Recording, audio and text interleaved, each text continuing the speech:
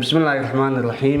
أولا waxaan halkan ka salaamayaa dhammaan macaamiisha sharafta leh ku xiran shirkadda Super Transportation and Logistics had iyo jeer nala wadaaga warbixinada kala duwan.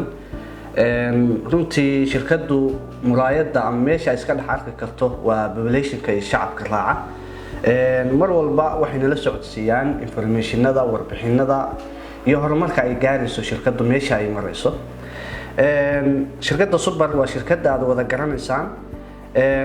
adeegyada aan bixino waxa kamid ah siday macaamiishooda ogsoon tahayba adeega internetka oo ah shirkadda kaliya waxa weeye shacabkeeda u hilgelisay inay isticmaalaan inta ay ku guda jiraan safarada gobolada ay ku kala safrayaan.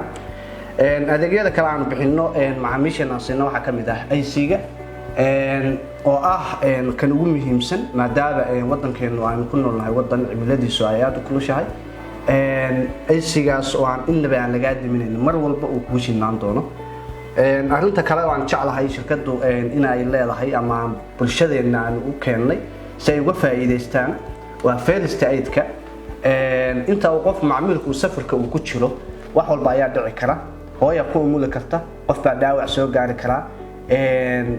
shirkadda darawalka iyo customer-ka intay jidka ku jiraan waxa laga yaabaa inay arkaan dad dhibaataysan ee wadada taagan, marka waa in ay caawimaad siiyaan isla markaasna ay ka caawimaan dhanka caafimaadka. marka shirkaddu waxa ay leedahay dhanka first aid-ka gargaarka degdega ah oo dhanka caafimaadka uu ka caawinayo darawalka iyo shaqaalaha saaran shirkadda.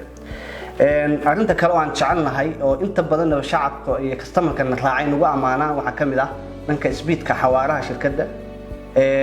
xawaaraha shirkadda waxay leedahay limit u go'an oo ah 100 darawalku inuu dhaafin karin inta uu jidka ku jiro. marka uu ka baxo xafiiska uu baxay xafiiska kale ilaa inta uu jidka ku sii jiro waxa laga la socdaa office-ka uu ka baxay iyo kan uu u socdo gaarigaas meesha uu marayo xawaaraha uu bixinayo. mar walba wuxuu siinayaa hadii uu dhaafiyo xawaaraha 100 digniin ayaa loo dirayaa darawalka, isla markaasna waxa la siinayaa maasida ayaa u dhacaya oo ah in xawaaraha uu meeshiisii uu ku soo celiyo. waxa kale oo aan jecelnahay inaan macaamiisheena la socodsiino camera ayaa waxay ku xiran tahay gaariga dhexdiisa loogu talagalay shaqada ka socota gaariga. macmiilku waxa laga yaabaa inuu alaab kaga tago gaariga dhexdiisa, waxa laga arki doonaa hadii alaabta ifan la waayo qofka qaaday meesha ay ku dhacday information-ka oo dhan halkaas ayaa waxa weey laga ogaan karaa. qof ayaa xanuunsan kara information-ka oo dhan qaabka wax u dhacay gaariga intuu jidka ku jiro xogta oo dhan halkaas laga socdaa. marka halka waxa ka dareemaysaa gaariga markuu ka dhaqaaqo xafiiska uu socdo xafiiska kale ilaa inta uu jidka ku sii jiro in information-kiisa gudaha iyo dibadda in la socdo. taasna waxay keenaysaa safety-ga macmiilka, sababtoo ah waxaan intaas oo dhan aan u sameynaa waxa weeye inaan ogaano macmiilka xaalkiisa